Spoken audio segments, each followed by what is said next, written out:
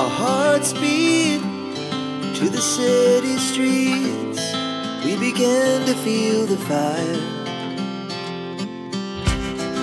We rise like tall buildings as the chemicals, they take us higher. The night's young and it's just begun as she puts her hand in mine. We wanna chase the night, wanna dance to the light, pull the stars from the sky, just two hearts running wild. Never sleep, never stop, as we shout from the top. We're gonna be two hearts running wild.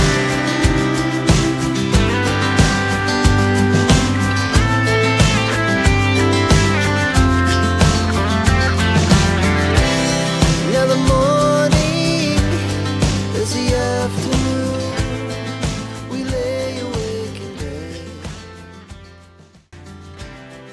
নমস্কার, তাতিনস ওয়ার্ল্ডের আরও একটি ব্লগে সকলকে স্বাগত। দার্জিলিং মানেই কাঞ্চনজঙ্ঘা, মেঘ, কুয়াশা আর বাঙালির নস্টালজিয়া।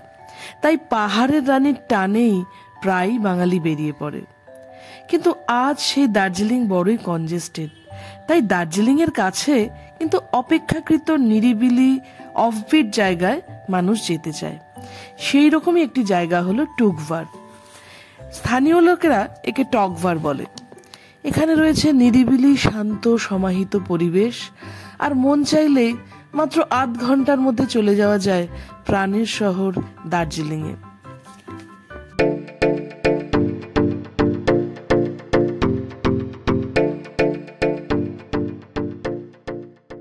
এই ভিডিওতে আমি টুকভারের হোমস্টেগুলি সম্পর্কে জানাবো, আর ডেসক্রিপশনে হোমস্টেগুলির নাম্বারও দিয়ে দেবো।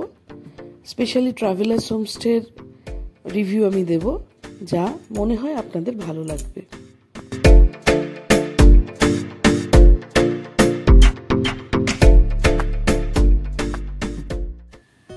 ভা টুকভার দার্জিলিংয়ের পুরনো টি এস্টেটগুলির মধ্যে একটি, যা ৭৪টি চা বাগানের সমষ্টি।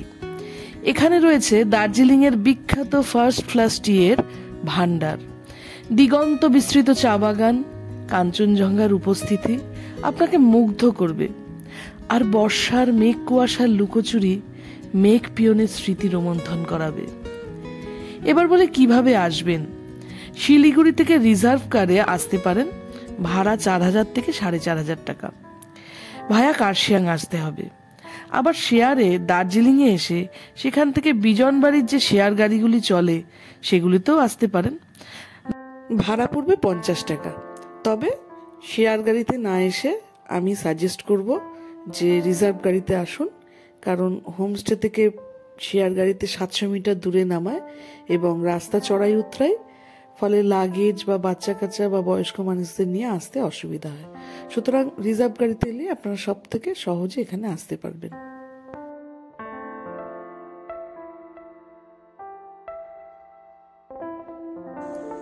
এই সোজা ট্রাভেলার্স হোমস্টে এইখানটায় তোমরা দেখতেই পাচ্ছ, হোমস্টেটা লিটারেলি চা বাগানের মধ্যেই রয়েছে, এবং হোমস্টে থেকে বেরোলেই বা হোমস্টের মধ্যে দাঁড়ালেও 360 ডিগ্রি ভিউ পাওয়া যায়, এবং কাঞ্চনজঙ্ঘা আকাশ পরিষ্কার থাকলে খুব সহজেই দেখতে পাওয়া যায়।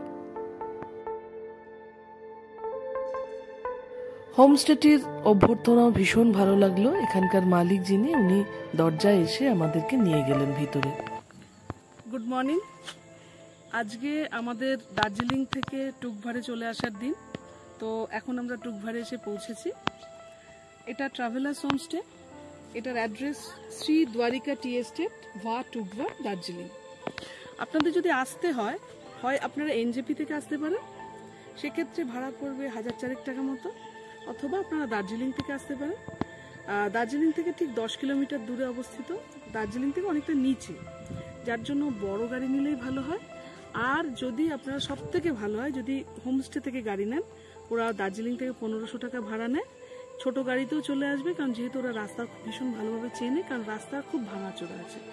আর এই হোমস্টের সামনেই পার্কিং এর জায়গা আছে, একটু পার্কিংটা দেখিয়ে দাও।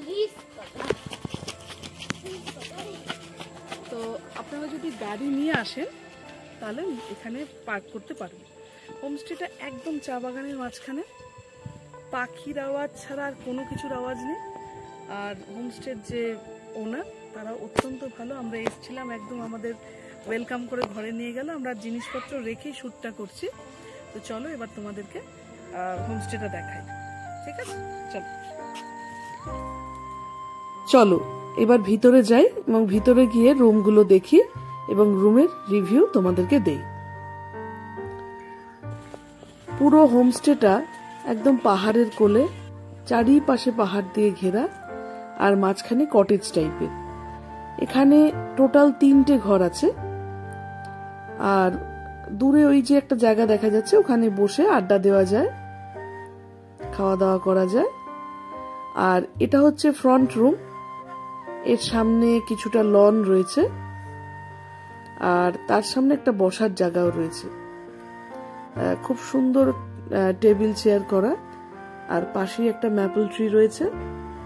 যখন গাছটা বড় হবে তখন বিভিন্ন ধরনের রঙের পাতা, লাল, হলুদ, এগুলো দেখতে পাওয়া যাবে।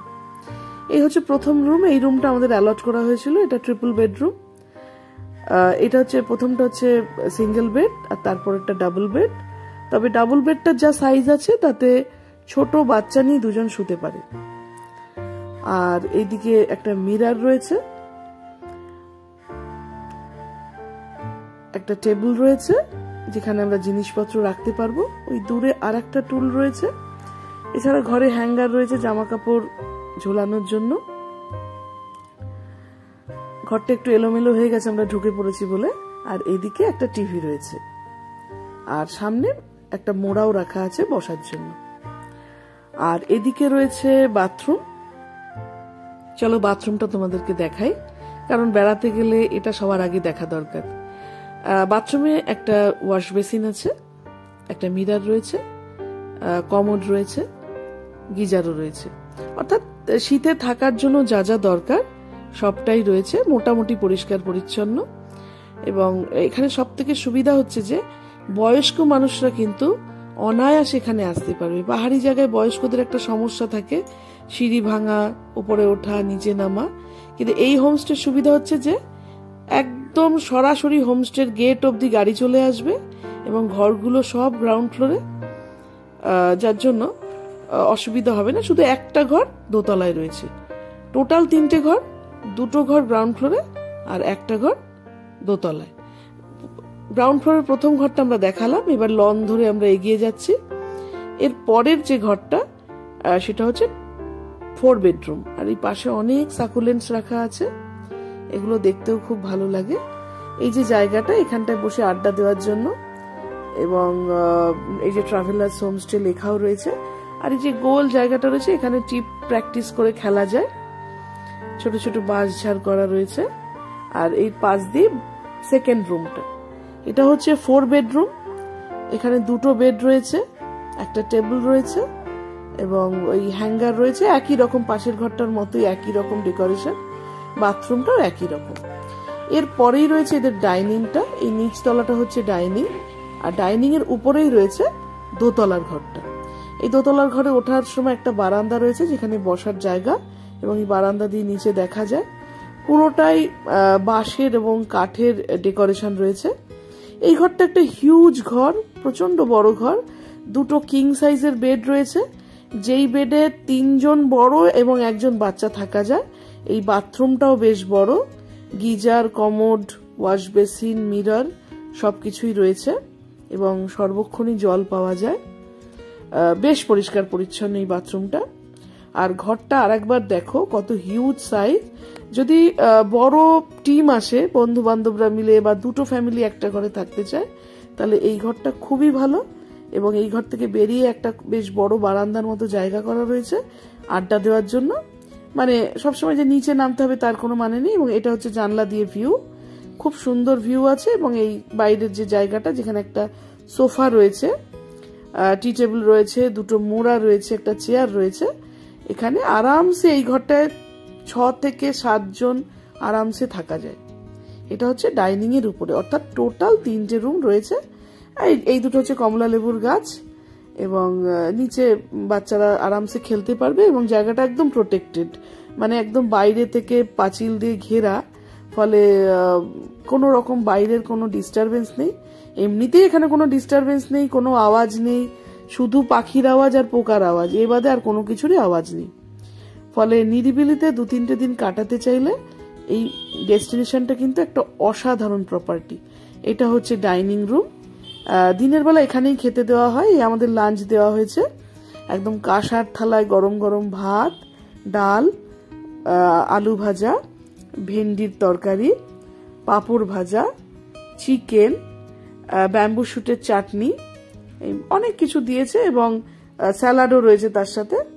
আর যারা পরিবেশন করছিলেন ওনারা পাশেই বসেছিলেন, কখন আমাদের কি দরকার বারবার জিজ্ঞেস করছিলেন, এবং ওনাদের ব্যবহার অসাধারণ। এরপর এখানকার হোমস্টের মালিক মিস্টার রায়ের সাথে কিছুক্ষণ গল্প করতে থাকি, এবং আশেপাশের টুরিস্ট স্পটগুলো সম্পর্কে আমরা জানতে পারি।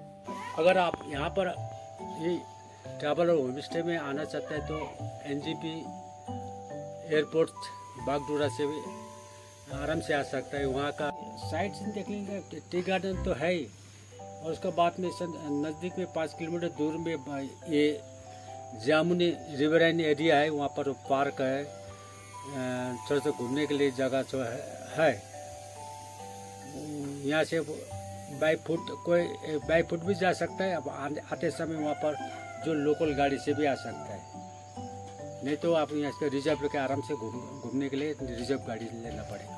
अच्छा, कार्ड अगर चाहिए तो आपसे ही संपर्क करके कार्ड ले सकते हैं।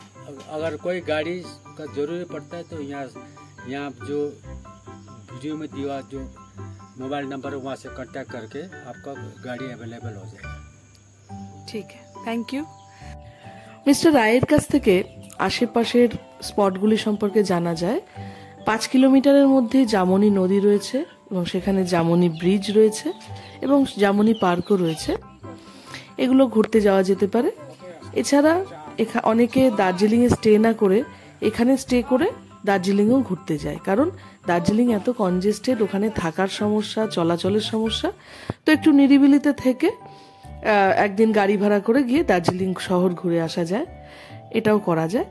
কিন্তু আমরা এগুলো কোনো কিছুই করিনি, কারণ আমরা দার্জিলিংয়ে ঘুরেই টকভারে এসেছিলাম।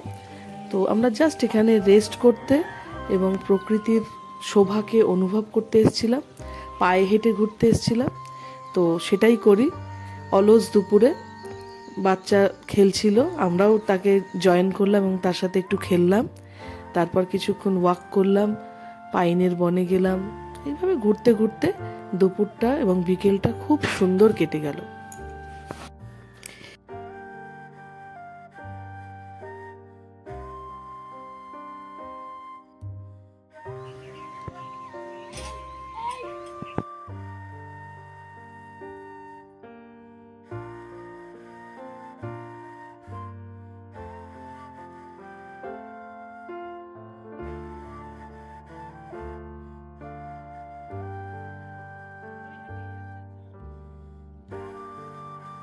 এই পিছন দিকে ওনাদের থাকার বাড়ি।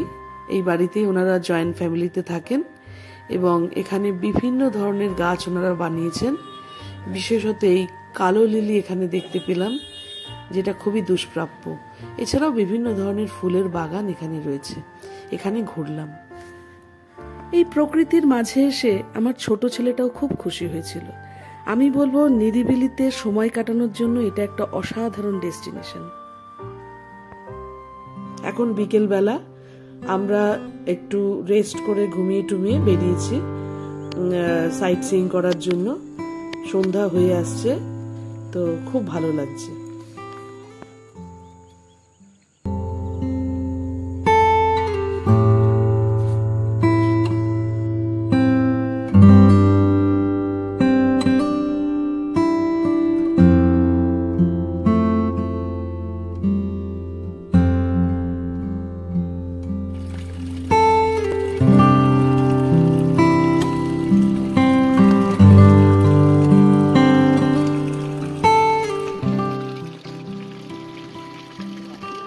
হোমস্টের বাইরে চা বাগানে ঘুরে আসার পর এসে দেখি চা আমাদের জন্য রেডি।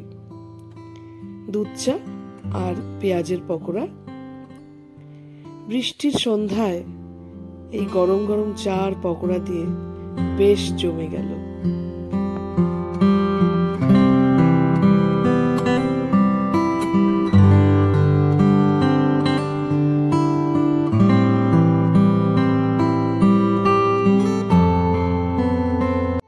চা শেষ করে আমরা হোমস্টের বাগানে ঘুরতে থাকি।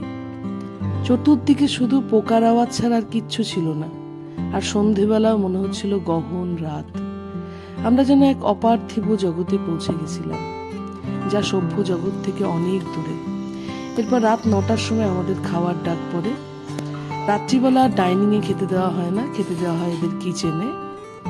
রাতের খাবার ছিল আলু বরবটির তরকারি, ডিম কষা, রুটি, অনিয়ন স্যালাড আর তার সাথে আচার। খাবারের টেস্ট অসাধারণ ছিল। খাও, যেটা ইচ্ছা দিয়ে খাও। এখানে কোনো দোকানপাট সেভাবে নেই, তো এদের হোমস্টেতেই বেশ কিছু সুভেনির হিসেবে কেনার জিনিসপত্র রয়েছে, যেমন ব্যাগ, জুয়েলারি, কিচেন, আরও বিভিন্ন উইন্ড চাইম বা ঘর সাজানোর বিভিন্ন জিনিস। এছাড়াও ফার্স্ট ফ্লাশ টিও রয়েছে, তো আপনারা চাইলে এখান থেকে এগুলো কিনে নিতে পারেন।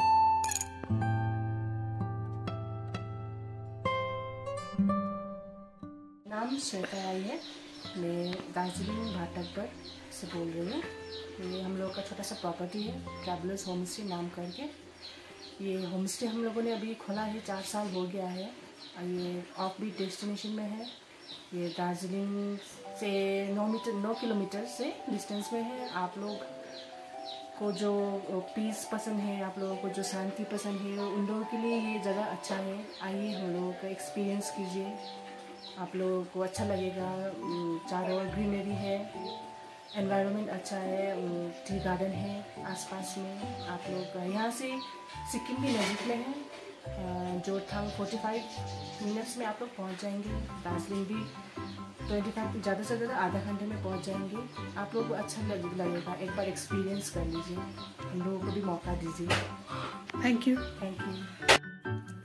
টকভার ভ্রমণের প্রথম দিনটা এভাবেই শেষ হলো। দেখা হবে পরবর্তী পর্বে। সকলকে শুভরাত্রি, বিদায়।